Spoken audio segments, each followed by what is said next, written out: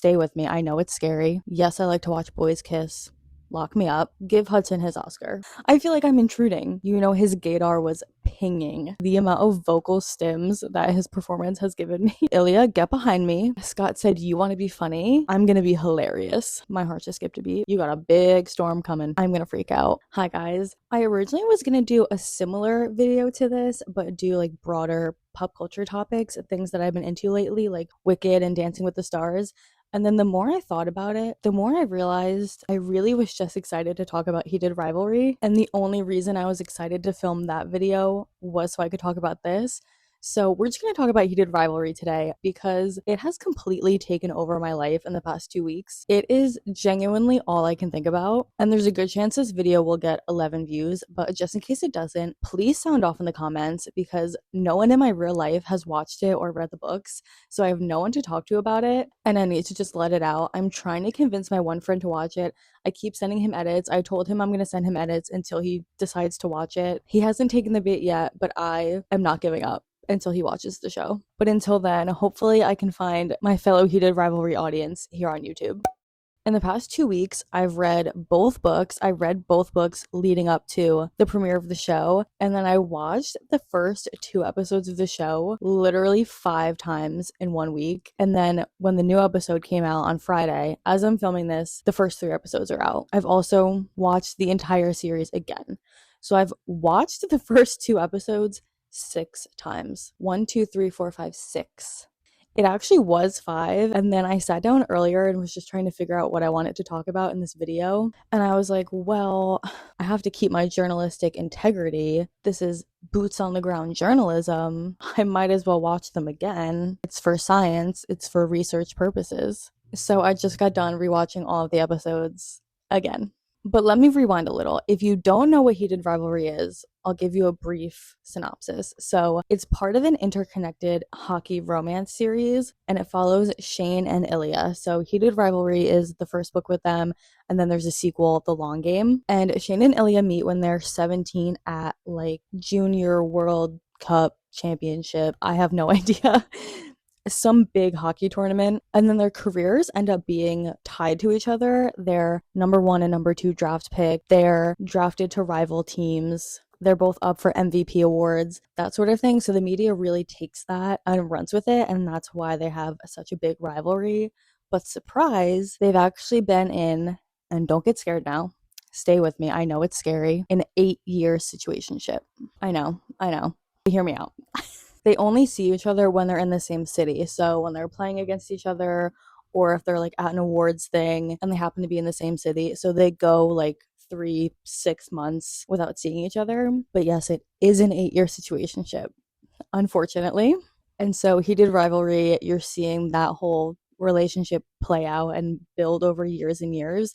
And then the last third of that book takes place over 1 week, where things really come to a head and they get together for real. And then The Long Game is a sequel to that takes place a few years later. And then there's also Game Changer, which is the first book in the series that follows a different couple, but they put that couple into the show. So we'll talk about them later. But this show is so good. Book to screen adaptations are back. They are so back. Between this and the People We Meet on Vacation movie, we are being fed. And it's not only a really good book to screen adaptation, it's just a really good show with really good actors who have such good chemistry. When I said bring back tension, bring back yearning, bring back angst, this is what I was talking about. Okay, you can feel their connection through the screen unlike anything I've seen before. It literally feels like you are in the room with them. It's crazy. Even in the first literal 6 minutes of the show, the tension is insane. Like when they're in the gym and they're passing the water bottle back and forth and their fingers brush and the camera like hands down to Ilya's body as if you're in Shane's POV, and then he whispers more. I shouldn't be seeing this. I feel like I'm intruding, and it's literally been 5 minutes. And I think that intimacy is what makes the show so good. Yes, there is smut. Yes, I like to watch boys kiss. lock me up. But even more than that, it's the emotional intimacy and it's the little moments and their chemistry as actors and their performances that really sell it. It truly is the little moments, like when Shane's chewing on his hoodie string and Ilya has the necklace in his mouth when they're texting, or the hoodie grab, or the wow genetic scene. That whole bathroom scene, give Hudson his Oscar. And I mean it. They are the epitome of they shook the book and these actors came out. And they feel so real, which I think is important. They feel three-dimensional and they feel like real people and not just characters. It's also so refreshing to see a high stakes romance. I saw someone talking about this on TikTok and I agree, because as much as I love like a friends to lovers or a fake dating type thing, a lot of the time there isn't really a good reason why those people can't date. And so I don't want to say it's nice to see, because obviously it's like sad, but it's nice to see a show where there are actual stakes involved. These are professional athletes who are under a microscope and have millions of people watching them, and they're team captains, and there are actual valid reasons why they can't be together, at least publicly. And I think that's also a big part of why this story is so good. Side note, we have to talk about Connor's story for a second. I think that's his name. The guy who plays Ilya. I am obsessed with him. Both of the leads are really, really good, but something about his portrayal of Ilya, I am just obsessed with it. I would have bet $1,000,000 that he was actually Russian until I saw an interview of him talking in his normal voice. He does the Russian accent so good, at least to me as someone who doesn't really know it super well. He even moves his face like he's Russian.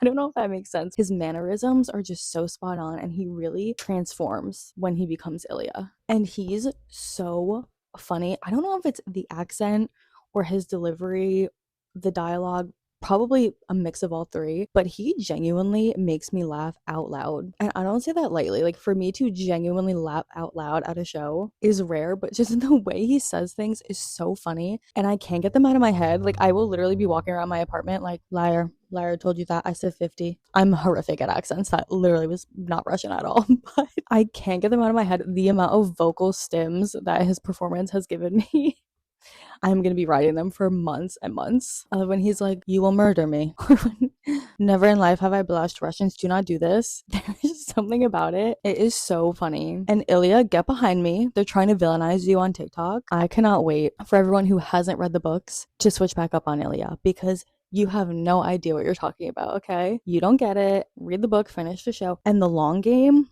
you better wait till the long game, because you are going to need to apologize to my close personal friend, Ilya Rozanov. I obviously have to touch on the ending of the second episode, because that was insane. I feel like I might have already talked about this a little bit, but the bathroom scene, so well acted, especially, I mean, both of them were really good, but Hudson really carried that scene. Like, that's a hard scene to pull off, and they did it so well. And like the way he says, wow, genetic, and like talking about the New Yorker, and it's just so good. And then they go upstairs to the hotel room. The way he drags that chair, you're actually joking.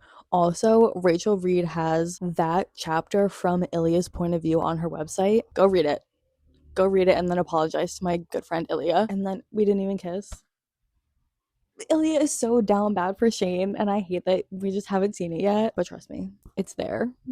It's coming. Okay, so now I get to episode 3, and episode 3 follows Scott and Kip, and they're the couple from the first book in the series, which I haven't read yet, but I do know how it ends because you see the ending of Game Changer in Heated Rivalry. I was originally upset when I found out that they were going to have an entire episode dedicated to Scott and Kip, because the show is only 6 episodes, so I just felt like that was a lot of screen time to dedicate to a different couple. And also coming off of the 2 episodes of Shane and Ilya and just wanting more so bad, it felt like they were edging us. But I actually ended up really enjoying this episode, and I think it works well. And it does make sense that they did this, because Scott and Kip are very important to Shane and Ilya's relationship. They are the game changers. There would be no Shane and Ilya without Scott and Kip, so it does make sense that they would want to highlight them. And let's talk about Scott for a second. He had me cracking up every single time he was on screen. He clocked them immediately. You know, his gaydar was pinging. His face when Ilya said 1221, and mind you, Scott's in 1222.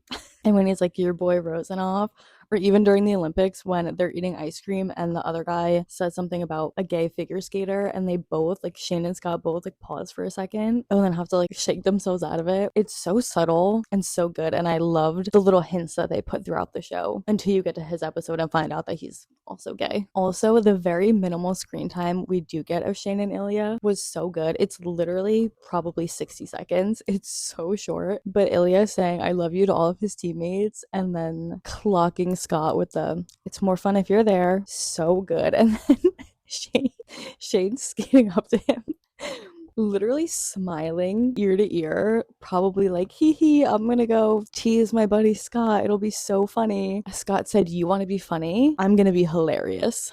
I got him so bad. You're starting to sound like him. Didn't even have to say his name. And Shane immediately fighting him. It's giving, get my wife's name out your fucking mouth. And it's so funny because Shane is just he's such like a little puppy. Like, he's so sweet.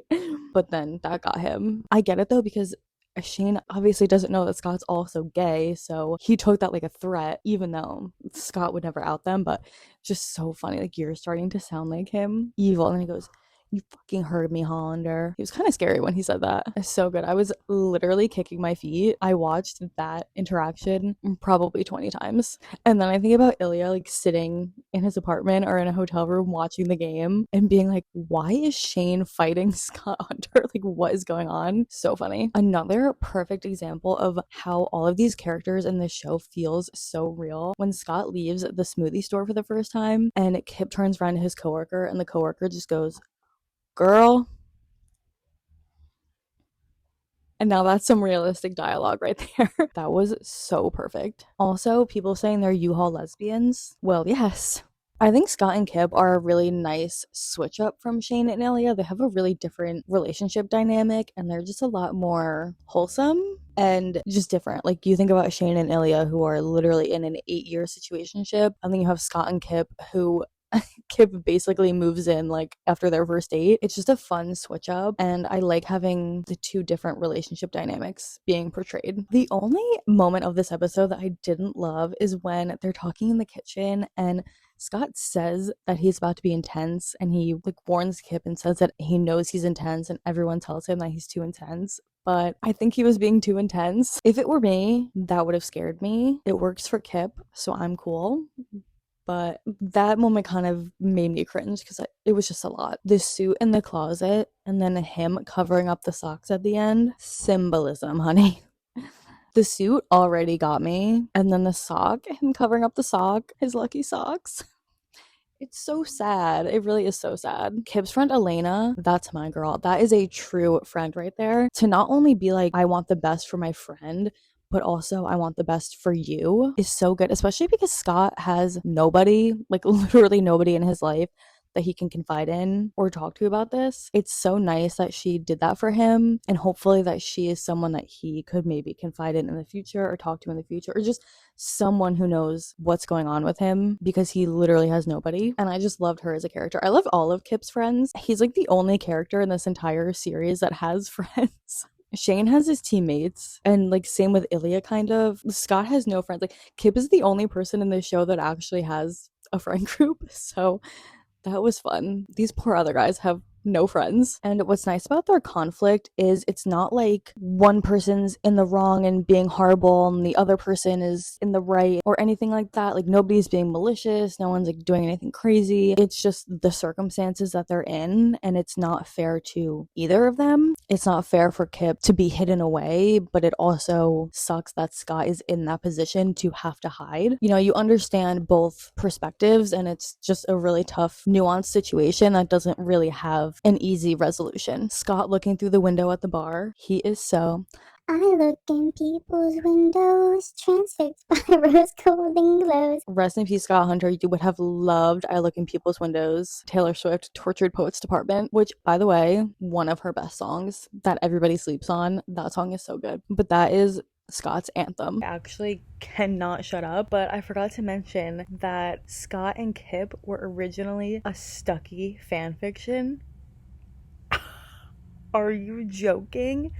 That is so funny to me. Like, Captain America and Bucky Barnes, that is hysterical. And it's funny because as I was reading Heated Rivalry, I was like, this is giving fanfiction. It was giving me the same feelings as reading Larry fanfiction, and I have read a lot of Larry fanfiction in my day, and as I was reading it, I was like, I feel like I've read this Larry fic. Like, this is fanfic coded. So it makes complete sense to me that the first book was a fanfiction. And I just love the fanfiction community. That is so funny. I'm obsessed. I am excited though to see how their relationship plays out in the rest of the show. Like I said, you do see like the big climactic moment of Game Changers. You do see in Heated Rivalry because you see Shane and Ilya react to it. But because I didn't read the book, I don't know the details of how that happens. And I think from what I've heard, they also changed the timeline to fit together better, so I'm interested to see like how that all plays out and how much more of them we're gonna see. And I am genuinely beside myself with excitement to get more Shane and Ilya. I am like, I can't wait. Upcoming scenes that I'm so excited for: the tuna melt and the ginger ale. They better do that scene justice. I mean, they will, because they've given me no reason to doubt them. They've done every scene so well. But the tuna melt scene, also ginger ale lovers, rise. I'm gonna have to remember to buy a ginger ale for next week's episode. The tuna melt, sweetheart. My heart just skipped a beat. The pool scene, which is so small, that's why I feel like it could get cut because it's literally 2 seconds, but I love the interaction they have with the pool and I really hope they do it. I was editing this video and I go on Instagram and I see this. We are up. We are so up. The accident. Oh my god, why did I completely forget about the accident? Ilya, they can see us. I am going to freak the fuck out. Oh, wait, actually, I don't. I don't want to watch the rest of the show. I'm scared. The phone call in Russian. If you're obsessed with the show like me and you have not read the books, you have no idea what's coming, honey. You got a big storm coming. There are some insane moments coming up. The club scene, everything with Rose, but then the club scene, I know the edits are gonna go crazy after that comes out. Oh my god, I'm gonna freak out. That's all the yapping I have for now. Actually, I could keep going, but I'll spare you. If you're also obsessed with Heated Rivalry right now, please comment. I want to hear everybody's thoughts, predictions, things they like, scenes they're excited for, anything, literally anything. Please comment so we can talk about it. And I would love to do another one of these because I know that I'm gonna have so much more to say about them. So maybe I'll do a part 2 when the full show is out, or maybe after every episode, like literally say the word and I will do it. Thank you guys so much for watching, and I love you, Ilya Rosanov.